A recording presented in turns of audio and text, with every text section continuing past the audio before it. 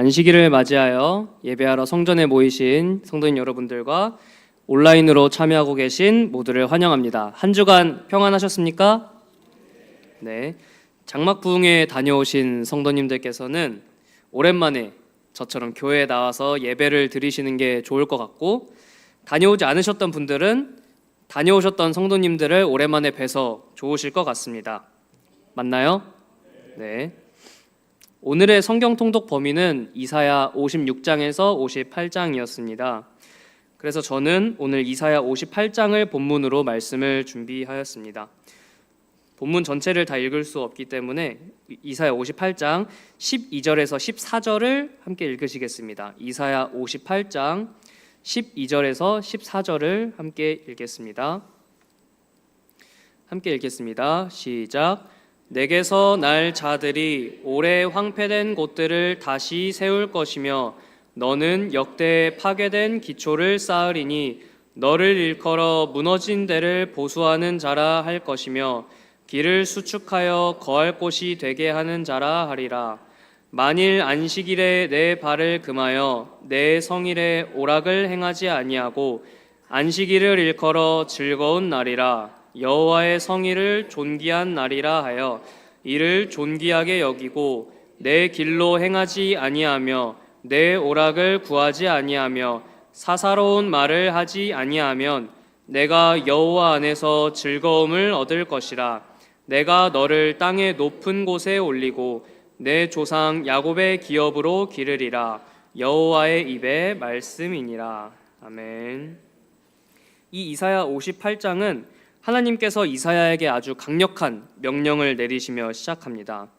58장 1절입니다. 크게 외치라. 목소리를 아끼지 말라.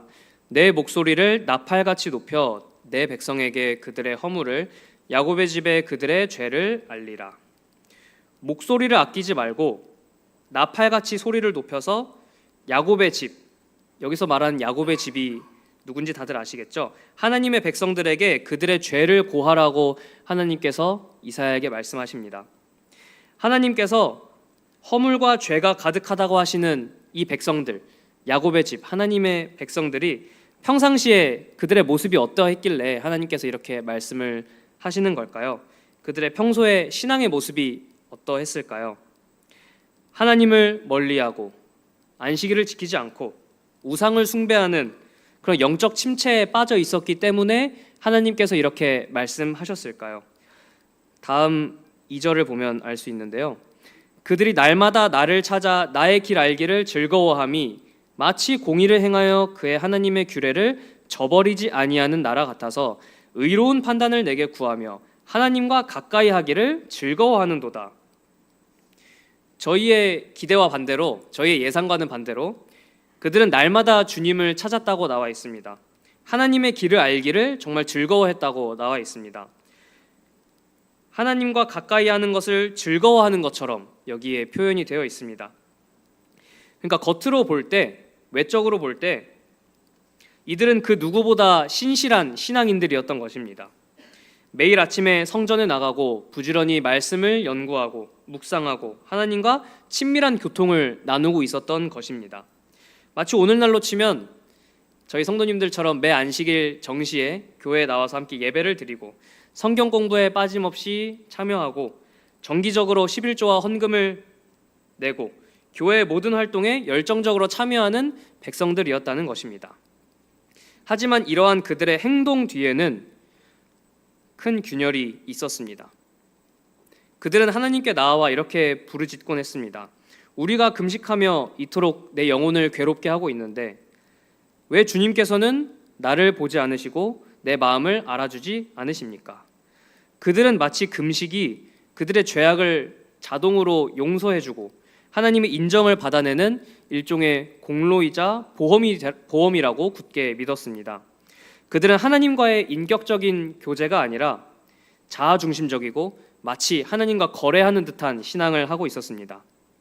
그래서 이 시간 우리의 신앙도 과연 우리의 계명 준수가 우리가 안식일을 지키는 것이 혹시 하나님과의 진정한 어떤 인격적인 관계를 대신하는 외적인 행위로만 전락하진 않았는지 함께 알아보도록 하겠습니다. 첫 번째로 그들이 가지고 있던 신앙에 대해서 살펴보겠습니다. 3절에 당시 유대인들의 절규가 등장합니다. 우리가 금식하되 어찌하여 주께서 보지 아니하시오며 우리가 마음을 괴롭게 하되 어찌하여 주께서 알아주지 아니하시나이까. 보라, 너희가 금식하는 날에 오락을 구하며 온갖 일을 시키는도다. 이들은 금식이라는 이 금식이라는 행위로 하나님께 당당하게 자신의 권리를 주장하고 있습니다. 하나님, 내가 오늘 밥을 굶고 기도를 했습니다. 내 배를 줄이고 내 영혼을 아주 고통스럽게 만들었습니다. 그런데 왜 내 기도를 들어주지 않으십니까? 내가 이만큼 했으면 하나님께서 나에게 이만큼 복을 주셔야 되는데, 내 소원을 들어주셔야 되는데 왜 그렇게 하지 않으십니까? 하고 하나님께 복을 당당하게 요구하는 것이죠. 이것이 바로 그 당시 유대인들에 빠져있던 아주 거래하는 듯한, 그리고 마치 부적과 같은 신앙의 모습입니다. 하나님을 내 삶의 진정한 주인으로 모시고 그분의 성품을 닮아가는 것에는 전혀 관심이 없으면서 자신이 행했던 이런 종교적인 행위, 이 공로를 내세워서 하나님의 축복을 강요하는 태도입니다. 그들은 안식일을 지키고 평상시에 금식을 하고 제사를 드리는 이 행위를 마치 부적처럼 여기고 있었던 것입니다. 이 부적을 몸에 지니고 있으면 재앙을 피할 것이다, 하나님께 복을 받을 것이다 라고 생각을 한 것입니다. 내가 이 의식을, 이 행동을 했으니 하나님은 내게 벌을 주시는 것이 아니라 나에게 복을 주셔야만 한다 라고 생각하고 믿고 행동했던 것입니다. 우리가 하나님께서 세우신 이 영적인 법칙, 뿌린 대로 거둔다는 이 원칙을 단순하게 봐서 인과응보적인 마치 상과 벌의 개념으로만 생각한다면 이러한 신앙에 빠지게 될 것입니다.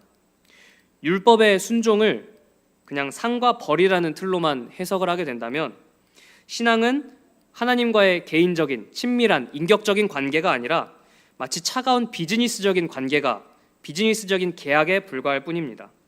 하나님은 결코 우리랑 거래하시는 분이 아니십니다. 저희가 이만큼 했다고 해서 하나님께서 저희에게 복을 당연히 주셔야 되는 분이 아니십니다. 하나님은 온 우주의 주권자이시고 우리를 자녀로 삼아주신 사랑의 하나님이십니다. 그렇다면 하나님은 왜 우리에게 율법과 안식일과 같은 수많은 계명들을 주셨을까요? 이것을 가지고 우리를 올가매기 위해서, 조금만 잘못해도 벌을 주시기 위해서 주셨을까요? 성경은 하나님의 율법에 대해서 이렇게 말하고 있습니다. 이스라엘아, 내 하나님 여호와께서 내게 요구하시는 것이 무엇이냐? 곧 내 하나님 여호와를 경외하여 그의 모든 도를 행하고 그를 사랑하며 마음을 다하고 뜻을 다하여 내 하나님 여호와를 섬기고 내가 오늘 내 행복을 위하여 내게 명하는 여호와의 명령과 규례를 지킬 것이 아니냐. 이 말씀을 보면 하나님께서 그 많은 명령들과 규례들을 주신 목적이 13절에 나와 있는 것처럼 내 행복을 위하여, 저희의 행복을 위하여 주셨다는 것을 알 수 있습니다. 하나님의 율법은 지금 저희가 살아가고 있는 이 죄악이 가득한 세상에서 우리를 안전하게 보호하고 참된 기쁨과 행복을 우리에게 선사하시기 위해 허락하신 울타리와 같은 것입니다. 낭떠러지 옆에 쳐져 있는 이런 울타리를, 튼튼한 안전 펜스를 보면서 이 울타리가 나를 억압하고 나를 가둔다고 불평하는 사람은 없을 것입니다. 그것은 어리석은 사람입니다. 이 펜스는, 이 울타리는 우리를 가두기 위해서 있는 것이 아니라 우리가 낭떠러지 밑으로 떨어져 죽지 않도록 우리를 보호하기 위해 세워진 장치입니다. 하나님의 계명이 마치 이 울타리와 같은 역할을 하고 있다는 것입니다. 따라서 우리가 율법을 순종해야 하는 이유는 어떤 두려움이나 어떤 대가를 바라는 그런 거래적인 태도, 내가 이것을 해야 하나님께서 나에게 복을 주신다, 이런 거래적인 태도가 아니라 하나님과의 깊은 사랑의 관계 안에서 율법의 순종이 이루어져야 한다는 것입니다. 주님이 나의 진정한 구주이시며 내 삶의 참된 주인이심을 인정하는 그 믿음, 하나님의 무한한 사랑에 감격해서 자발적으로 드리는 사랑의 응답이 되어야 합니다. 사도 바울은 고린도전서 13장에서 이렇게 선포했습니다. 내가 내게 있는 모든 것으로 구제하고 또 내 몸을 불사르게 내줄지라도 사랑이 없으면 내게 아무 유익이 없느니라.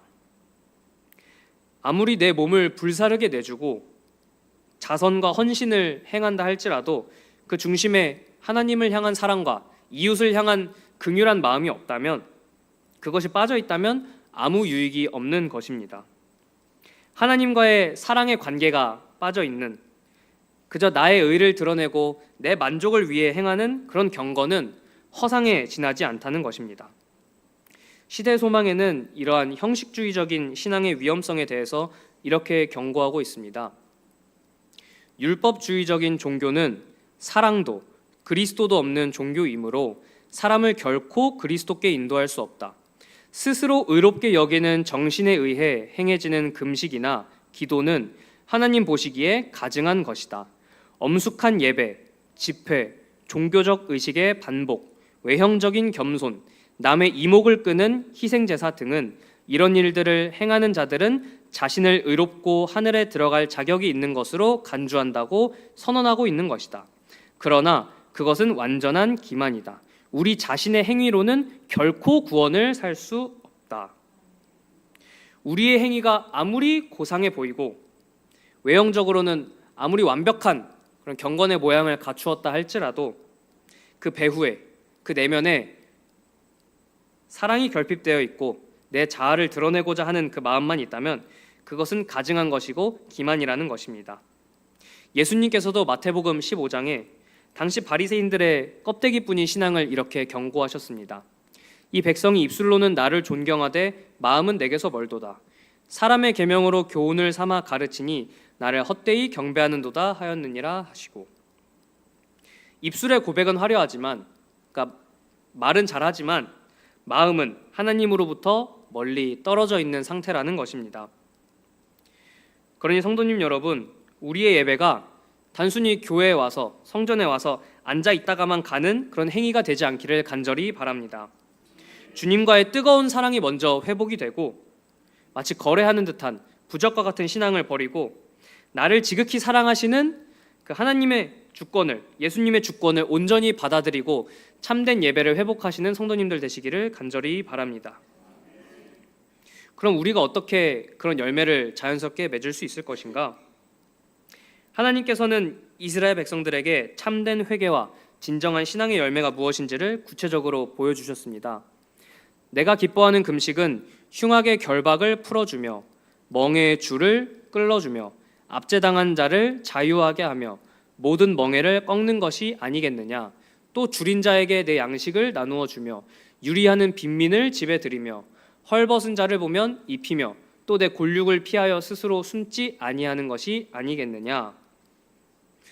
그러니까 하나님의 시선은 단지 내 밥그릇을 비우는, 그냥 내가 굶주리고 마는 그런 금식 행위에 하나님의 시선이 머무는 것이 아니라 정말 굶주리고 헐벗고 억압받고 고통당하는 내 이웃의 그릇에 향한다는 것입니다.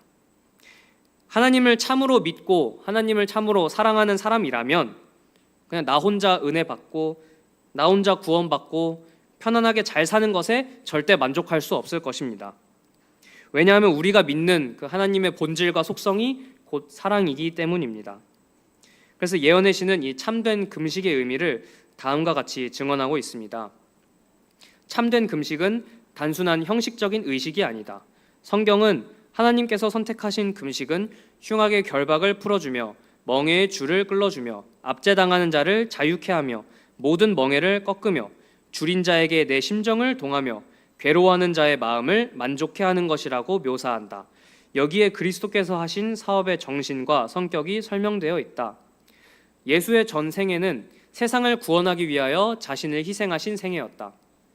시험의 광야에서 금식하시면서 혹은 마태가 베푼 잔치에서 세리들과 함께 잡수시면서 예수께서는 잃은 자를 구속하시기 위하여 당신의 생명을 바치고 계셨다. 참 헌신의 정신은 쓸데없이 슬퍼하는 일에나 단순히 육체를 괴롭히며 많은 재물을 바치는 일 가운데서 나타나는 것이 아니라 하나님과 사람에 대한 자원하는 봉사에 자신을 바치는 가운데 나타난다. 참 헌신의 정신이 어떤 것이라고 나와 있나요? 참 헌신의 정신이란 내 몸을 괴롭혀서, 내가 혼자 힘들어서 내 자신을 치장하는 것이 아니라 고통 가운데 잃어버린 영혼들, 그 영혼들을 구원하려고 자발적이고 자아를 희생하는 그 봉사 가운데 나타난다는 것입니다. 십자가의 사랑과 구원의 은혜, 그것을 진정으로 깨달았다면 어떻게 내 이웃의 고통을 못 본 채 할 수 있겠습니까? 누구든지 하나님을 사랑하노라 하고 그 형제를 미워하면 이는 거짓말하는 자니 보는 바 그 형제를 사랑하지 아니하는 자는 보지 못하는 바 하나님을 사랑할 수 없느니라. 우리가 이 계명을 주께 받았나니 하나님을 사랑하는 자는 또한 그 형제를 사랑할지니라. 아멘. 하나님을 사랑한다는 이 고백은 내 눈앞에서 슬퍼하고 외로워하며 굶주려 하고 있는 내 형제, 내 이웃을 어떻게 대하느냐에 따라 측정된다는 것입니다. 당시 유대인들이 어떠했습니까? 그들은 성전에 모여서 안식일을 거룩하게 지킨다고 찬양하며 예배를 드렸습니다. 그러나 예배가 끝나고 안식일이 지나고 엿새 동안 다시 그들의 삶의 현장으로 돌아갔을 때 그들의 삶에는 이웃을 향한, 내 친구를 향한 자비가 없었습니다. 그들은 자신의 종들과 품꾼들에게 가혹하게 일을 시키고 주먹으로 때리고 가난한 이웃의 마지막 남은 밀가루 그 한 줌까지도 취하고 억압했습니다. 엿새 동안, 안식일이 아닌 엿새 동안 세상 속에서 가난한 이웃들의 목에 이미지에 나와 있는 것처럼 무거운 멍에를 씌우던 그 손으로 안식일에는 성전에 와서 그 손을 들고 기도하는 이런 모습을 볼 때 하나님께서는 그것을 위선이라고 하실 수밖에 없었습니다. 거짓 종교마다 그 신봉자들에게 인간의 필요, 고통, 권리에 대하여 무관심하라고 가르친다.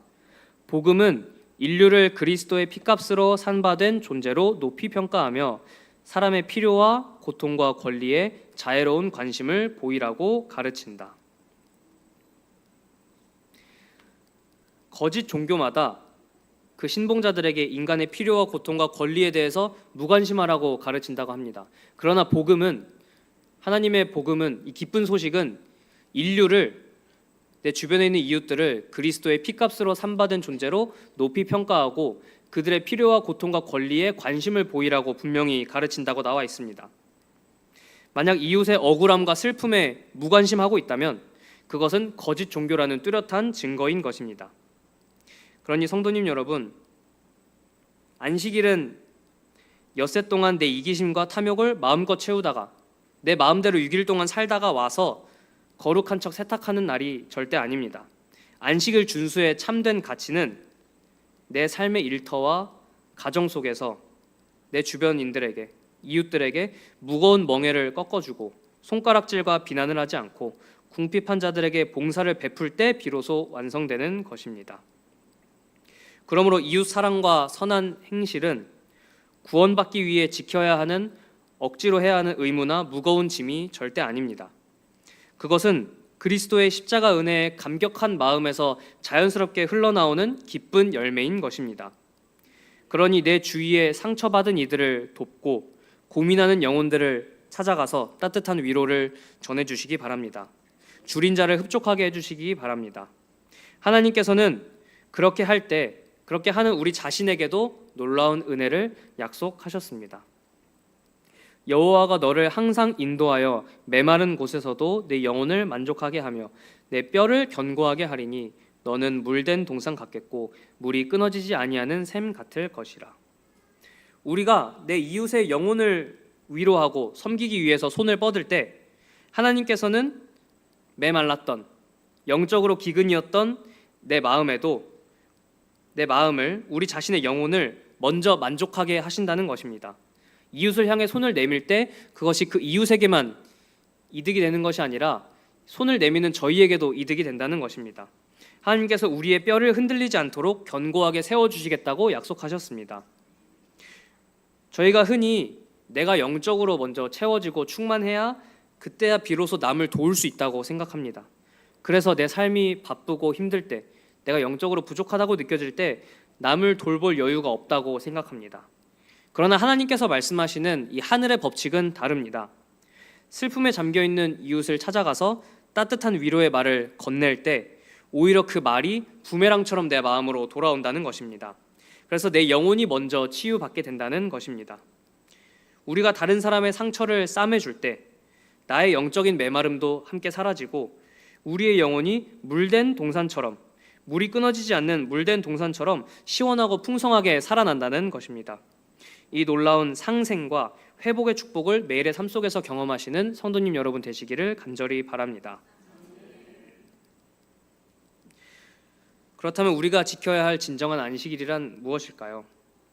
이사야 당시 유대인들이 저질렀던 잘못은 예수님 당시의 바리새인 그리고 종교 지도자들도 똑같이 그 잘못을 저질렀습니다. 바리새인들은 당시에 안식일을 지키기 위한 613개나 되는 까다로운 세부적인 규칙들을 만들어서 스스로 무겁게 만들고 이미지에 나온 것처럼 스스로를 철창과 우리에 가두었습니다. 그러나 정작 안식일의 참된 주인이신 예수님께서 이 땅에 오셨을 때 그들은 그 안식일의 주인이신 예수님을 알아보지 못했습니다. 그들은 안식일에 고통받는 환자를 고치시는 예수님을 보면서 참된 안식과 해방을 선포하는 예수님을 보면서 손가락질하고 비난하였습니다. 왜 안식일에 금지된 일을 행하냐며 예수님을 정죄하고 분노를 터뜨렸습니다. 예수님께서는 안식일의 본질을 이렇게 선포하셨습니다.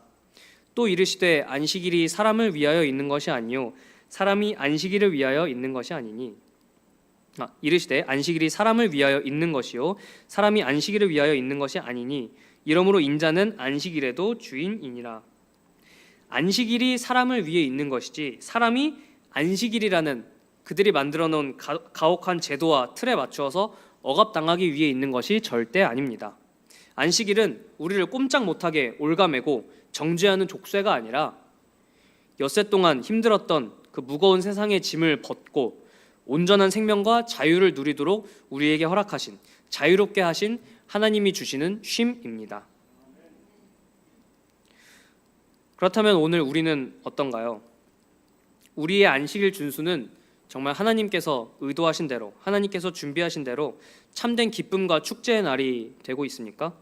아니면 혹시 바리새인들처럼 이것 하면 안 되고 저것 하면 안 된다는 엄격한 체크리스트만 가득합니까?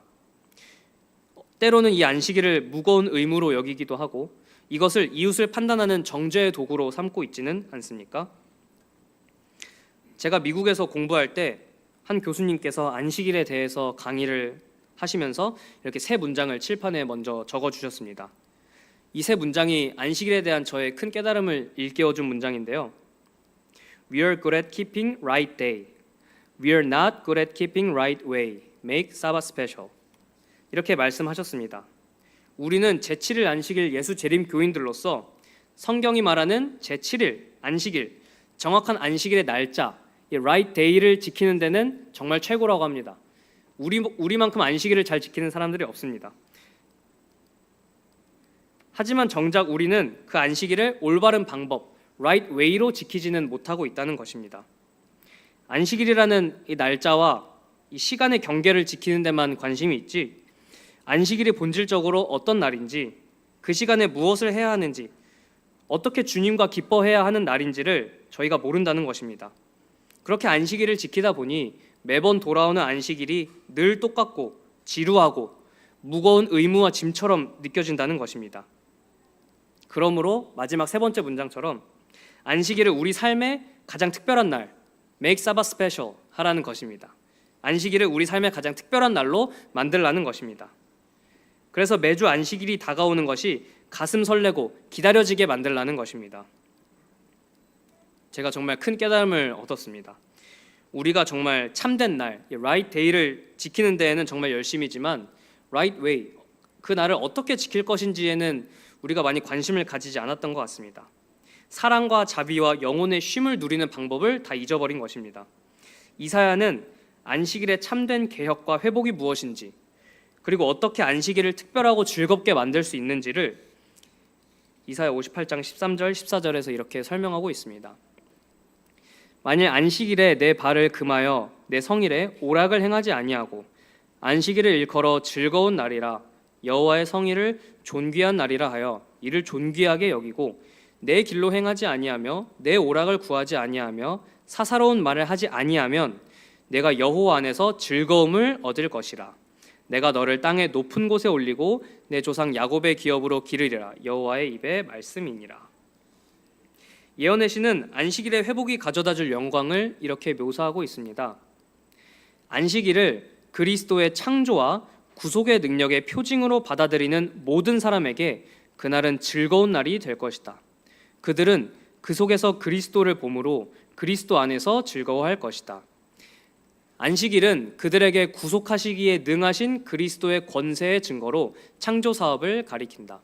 안식일은 사람의 마음에 잃어버린 에덴의 평화를 상기시키는 동시에 구주로 말미암아 회복된 평화에 대하여 말해준다. 안식일은 우리에게 우리의 주님이 창조주이시고 동시에 우리의 삶을 다시 창조하시는, 재창조하시고 우리의 영혼을 구원하시는 그 구속의 능력을 가지신 분이라고 선포하는 날입니다. 그 예수님의 사랑 안에서 우리는 비로소 에덴에서 잃었던 그런 영원한 평화를 다시 누리게 되는 것입니다. 내게서 날 자들이 오래 황폐된 곳들을 다시 세울 것이며 너는 역대에 파괴된 기초를 쌓으리니 너를 일컬어 무너진 데를 보수하는 자라 할 것이며 길을 수축하여 거할 곳이 되게 하는 자라 하리라. 그러므로 우리는 지금 현재를 살아가고 있는 우리는 사탄에 의하여 파괴되고 깨진 하나님의 율법과 그 안식일에 무너진 틈을 보수하는 자들이 되어야 합니다. 세상의 사조와 인간의 유전이 판치는 이 마지막 시대를 살아가는 우리는 역대에 파괴된 기초를 다시 쌓아야 합니다. 무너진 데를 보수하는 수보자, 길을 수축하여 지치고 길 잃은 영혼들이 거할 안식처를 만드는 자로 자랑스럽게 하늘책에 등록되는 그 사명을 잊지 않으시기를 간절히 바랍니다. 그리스도의 사랑을 삶으로 나타내시기를 간절히 바랍니다. 이제 말씀을 정리하고자 합니다. 엘렌 화이트 선지자는 이사야 58장에 대해서 다음과 같은 권면을 남기셨습니다. 이사야 58장 전체는 지상 역사에 바로 이 시기에 살고 있는 사람들에게 적용된다. 이 장을 주의 깊게 상고해 보라. 그 예언들은 꼭 그대로 성취될 것이다. 주님은 오늘 우리가 신앙생활의 형태는 그럴싸하게 유지하지만 자비와 사랑은 잃어버린 마치 반쪽과 같은 신앙에 머무는 것을 정말 가슴 아파하십니다. 주님은 오늘 우리가 혼신의 힘을 다해 무너진 데를 보수하고 그곳을 기쁨과 온전한 사랑으로 메우는 개혁자들이 되기를 간절히 원하고 계십니다. 하지만 이런 개혁과 헌신은 결코 우리의 인간적인 의지나 고집만으로 되는 것이 아닙니다.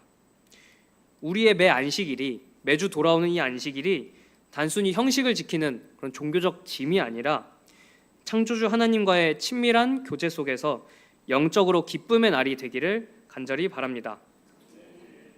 우리가 하는 이 신앙생활이 내가 행한 순종을 무기로 내가 이것을 행했고 내가 이것을 행하지 않았고 이런 순종을 무기로 하나님의 축복을 강요하는 마치 부적과 같은 거래와 같은 신앙이 되지 않기를 간절히 바랍니다.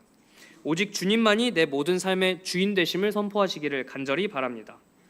그리고 이 기쁘고 감격스러운 안식일의 정신을 안식일 하루에만 머물게 하지 말고 엿새 동안 우리가 가정과 일터에서 이웃들에게 슬퍼하고 고통당하는 이웃들에게 친구들에게 그들의 흉악한 결박을 풀어주고 그들에게 참된 사랑의 금식을 매일 실천하시길 간절히 바랍니다.